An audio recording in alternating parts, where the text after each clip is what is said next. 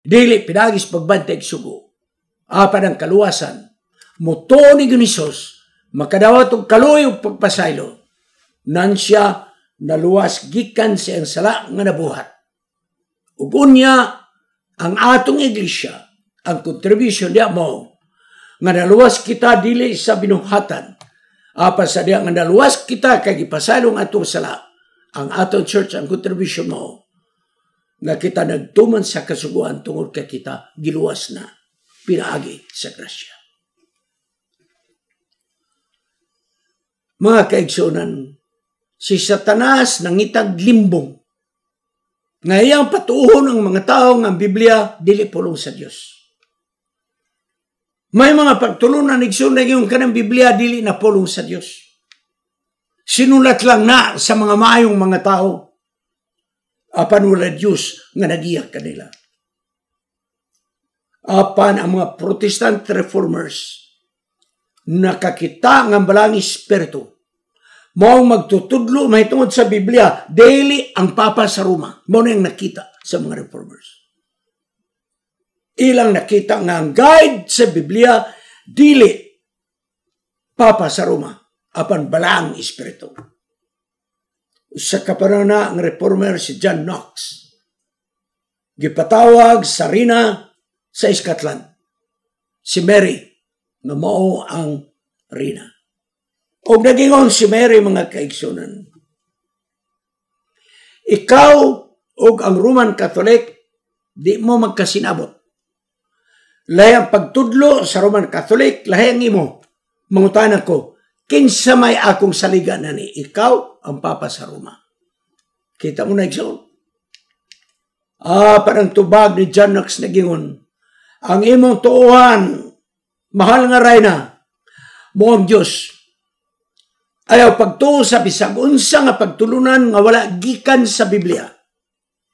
Kaya pagtulunan sa Biblia masayon sabton kung adunay bersikulo nga murag lisod imong sabton ang balang espiritu mo'y mag-explain kanimo ngadto sa lain nga teksto. Saligi lang ang Dios. Ang balang espiritu kay siya magatudlo kanimo. Ang mga reformers, mga kaigsoon nagtudlo. Ngang Diyos lamang ang iyang kaluoy, may makaluwas ka na to, o ang balang espiritu mo'y magtudlo ka na to, nga atong dawaton ang gasa sa kaluoy. Kaya kung kita nakasala, kita nakalapas sa kasuguan sa Diyos, o ang selot sa paglapas kasuguan kamatayon, o dili kita makabayad ni ana nga silot. Dili. Ang dugo ra ni Ginisos mo'y makabayad sa silot sa paglapas nato sa kasuguan. Mga kaigsunan, sa dihang ang tao makasala, ang final nga penalty, kamatayon. Mao ni ang kamatayon sa impyerno, mga kaigsoon. Apa na yun si Apostol Pablo? Kung ikaw magkasala, gibayaran na ang kamatayon. Di ka makabayad sa kamatayon. Ang Diyos may naghatag og gasa sa walay katapusan. Busa tungod kang Ginoong Kristo kinahumana. Dili ka makabayad sa silot sa sala. Di ka makalingkawas. Apan si Jesus mao na nagbayad sa silot sa sala nga maong kamatayon. Kining kinabuhi nga walay katapusan, dili kini nato makabuot pinagis pagbantay sugo. Mga kaigsunan. Kay kung magbantay tag sugo aron kita makabaton sa kinabuhi nga walay katapusan, na wala igsoon ang kinabuhi nga walay katapusan kanato. Busa kini mga Protestant reformers sama kang Martin Luther nagwalis kamatuoran nga diha lamang ni Ginisos dili sa pagtulunan sa Papa sa Roma nga ang tao maluwas. Grabe igsoon. Dili ilado ang iyang pagtulunan kay mga tao ni tuog yun ang pagtulunan sa Papa sa Roma mo'y magkaluwas. karon supak siya. No. Ang pagtulunan sa Biblia lamang mo'y makaluwas ka nato, dili ang pagtulunan sa Papa sa Roma. So, adunay gikutlo ni Ellen G. White, mga kaigsunan. Sa Ginoong Hesus, iyang gibayran ang silot sa sala. Busa iyang gihatag ka nato ang iyang kadagaya nga iya raunta to. Si Jesus namatay alang sa atong sala. Wala siya nabuhat nga sala. Apan iyang gidawat ang silot nga unta ato itong nga silot. Aron siya makatabang kanato nga kita mapasiguli ngadto sa iyang amahan. Nagpadayon si Ellen G. White sa Desire of Ages, page 25. Wala tay mahimo aron kita makadawat sa maong gasa sa kinabuhi. Apan si Jesus nga namatay didto sa Kalbaryo sa krus, ato tong kamatayon, iyang gihatag ang iyang kinabuhi. Kita mo'y unta angay nga mamatay sa kamatayon nga wanay pagkabanhaw. Kaya silot sa paglapas sa kasuguan, kamatayon sa kahangturan. Apan kadto nga penalty, gibayaran ni Hesus. Dito sa Kalbaryo sa krus, muhinungdan nga atong sala, mga kaigsoon, kaniadto, napasaylo, maunang naluwas kita sa atong mga sala na binuhatan sa unang panahon. Panahon sa mga Protestante igsoon nga mga reformers, ang mga Kristohano itong panahon na nagsalig sa mayong binuhatan. Kay mo ni doktrina sa simbahan sa Roma. Bayad mo og indulhensya. Magpasilot mo aron maluwas mo. Para kita sa mga reformers, walay kausaban ang kinabuhi sa mga tao nga nagsalig sa mayong binuhatan. Mo nga si Martin Luther nangusog sa pagtudlo ng atong kaluwasan diha lamang ni Hesus. Ang atong pagtuo kang Hesus, ang kaloy ng Hesus, dili tungod kay kita maayo ang atong binuhatan nga kita mamaluwas. Ang kapasayloan sa Dios ug ang kaluoy mo kini nga mohatag kanatong kaluwasan. Si John Wesley, usa na ka panahon, nakatambong siya mga kaigsunan sa meeting sa mga Moravian, nga mga followers ni Martin Luther. Ug naminaw siya samtang gibasa ang sinulat ni Martin Luther, Introduction to the Book of the Romans, ug emphasize dito nga ang Roma nga sinulat nagapasantop ng kaluwasan dili pinaagi sa pagtuman sa kasuguan. Ang kaluwasan dili pinaagi sa maayong binuhatan. Ang Introduction to the Book of Romans nagaingon, ang tao maluwas, pinagis pagtuon ni Hesus. Maluwas siya. Kay kini gasa sa atong Ginoo. Moto'y unang higayon nga si John Wesley nakadungog. Badaw si John Wesley mo nang nag-organize sa Methodist. Moto'y unang higayon nga nakadungog siya. Nga kaluoy ra gyud ay kapasayloan mo'y magkaluwas sa tao. Dili ang maayong binuhatan. Sumituhop ka ito nga pagtulong siyang kinabuhi. Determinado siya, bahala kung siya metabo. Ihatag niya ang kinabuhi ngadto ni Hesus. Busa, nag-ingon si John Wesley, mga kaigsunan. Kinutlo kini sa mga magsusulat. Mato pa ni John Wesley. Nasayon ako nga kung ako musalig kang Hesus, ako maluwas. Akong gibati nga nawala nga ako mga sala. Giluwas ako gikan sa silot sa salaog sa kamatayon. Sa dahil misalig siya kang Hesus, nga mo'y magkaluwas, iyang gibati nga siya naluwas. Matutas pag sumada ikso. Unsa may sumada sa atong leksyon. 1, ang kamatuoran mulungtad. Bisan paman kung ang bakak daw milampos. Bisan paman dihado Murag imo nakita ng kamaturan kanang dili inapas. Muna ang atong leksyon. Sunod nga kamaturan. Sunod, gikan sa atong leksyon.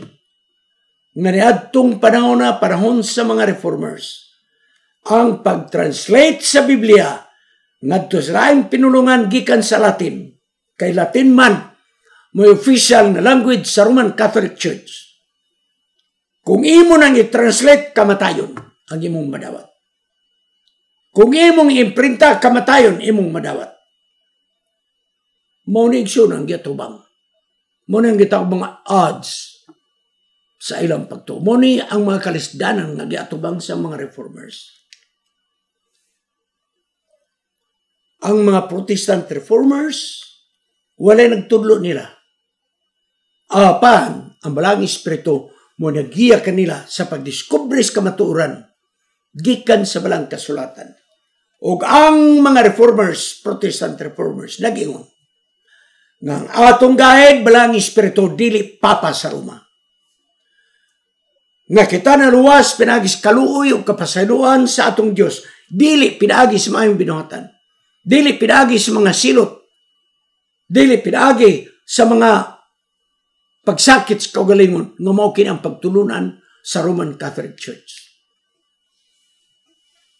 Ang atong leksyon na gingon nga ang kalisdanan batok sa mga reformador sa ilang kapanahon kilabihan kadako. Matud pa sa atong sinultian, subidahon kayo, dihado kayo. Kay bisan mga hari, mga membro sa harianon nga pamilya, kasangga, kaalyado sa Papa sa Roma. So asa man kapaingon? Ang mga hari, mga reyna, mga prinsipe, iya sa Roman Catholic Church. Grabe kalisod ang giatubang sa mga reformador. Naala kay Biblia sa imong balay, patyon. Imong i-translate ang Biblia gikan sa Latin ngadto sa English, patyon ka o sa unsa nga pinulungan. Mao ni ang mga kalisdanan nga giatubang sa kamatuoran. Sumoritas practical application. So, ang mga reformers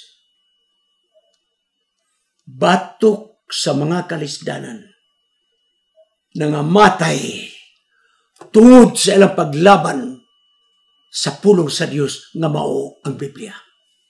Willing sila nga mamatay. Willing. Sentensyado nga mamatay kaya nakabaton sila og Biblia, nagtranslate og Biblia. Ang makasusubo ang atong kaliwatan karon. Nalimot na giunsa pag-anto sa atong mga reformers. Buhis sa kinabuhi ang gihatag sa mga reformers aron lang kining Biblia ang kamaturan magpadayon. Niya na. Niya ng mga Biblia makabato na kita. Ipanghatag pagani sa uban. Aparigson, ang ato karong henerasyon nangamatay nga way basa-basa sa Biblia. Ang mga reformers nangamatay tungod sa pagbasa sa Biblia. Aparang atong generation karon nangamatay nga way basa-basa og Biblia. Dali ragyud ta nalimot mga kaigsunan. Giunsa pag-anto sa mga reformers.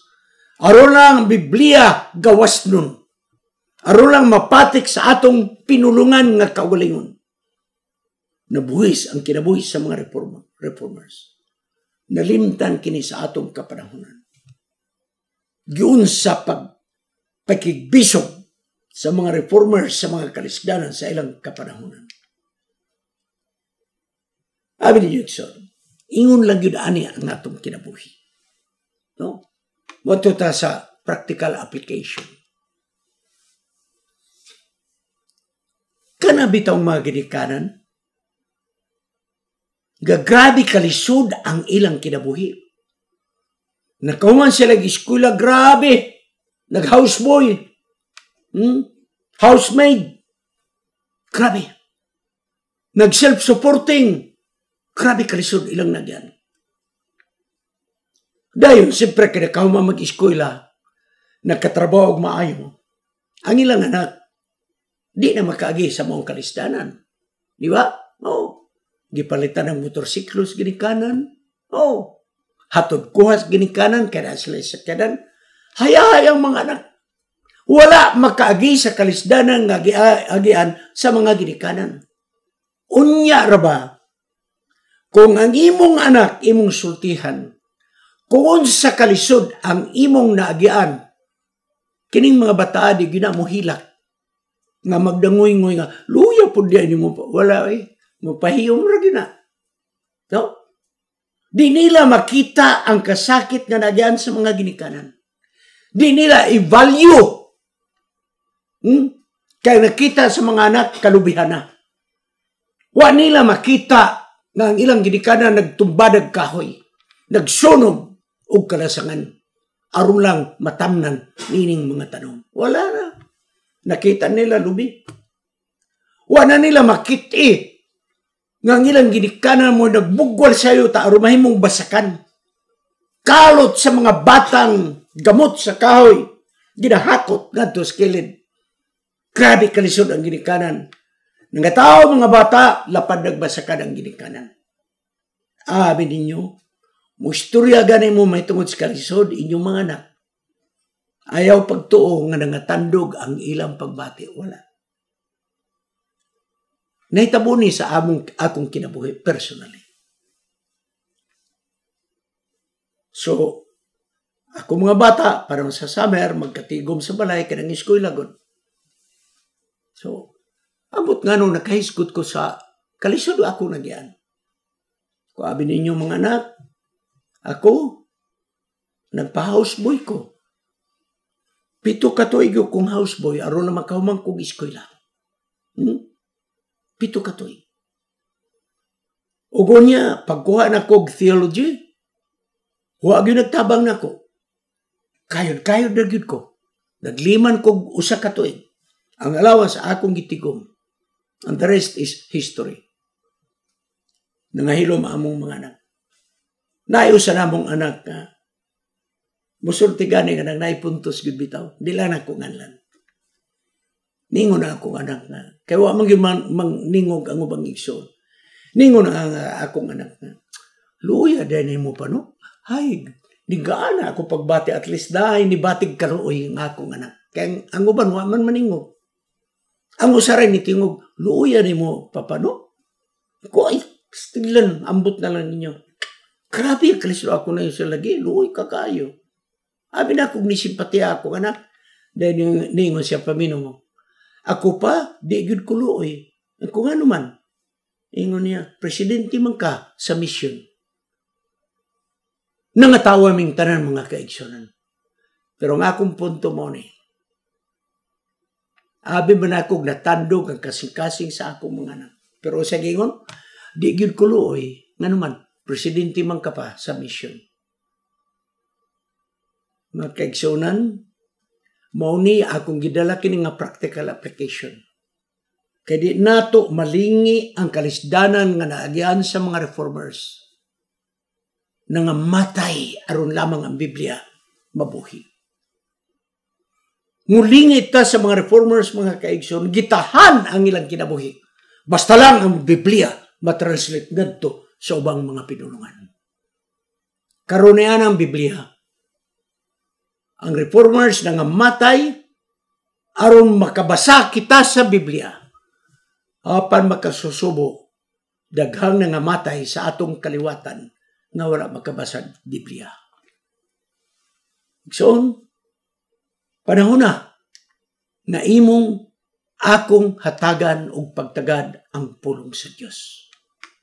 Hatagan natong panahon ang pagbasa sa Biblia. Hatagan og panahon sa pagpamalandong ang pulong sa Dios. Mga daot ko nga kini, makapadasig ka nato sa pagpakli sa mga panid sa balaang kasulatan, kaya balaang espiritu, mo'y mugiya kanimo sa pagpaligon sa imong pagtuo. Magampo kita sa pagtapos. O Diyos, nasayod kami karon Nagibuhis ang dugo sa imong mga katawan mga reformers.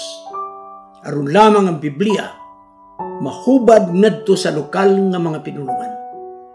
Gipamatay ang mga translators. Gipamatay ang nakabatunog Biblia sa unang panahon. Karon ang Diyos, naanay mga supply sa Bibles. Hatagi kami sa paghigugma sa imong Biblia, sa imong mga pulong. Aron nga kami magatuon sa tininuod gayud sa imong mga pulong. Salamat o Diyos kay ikaw nagatubag sa among pagampo. Sa ngalan ni Jesus Manluluwas. Amen. Kining inyong higala, si Pastor Wendell Munggaya Serrano, nga inyong igsoon usab, magkapadasig sa matag sa kaninyo sa pag-like, pag-share, labaw sa tanan, sa pag-subscribe sa atong YouTube channel ng pangalan Wendell Munggaya Serrano, ug ayaw kalimot sa pag-click sa notification bell hangtod sa sunod nga higayon magkita na usab kita.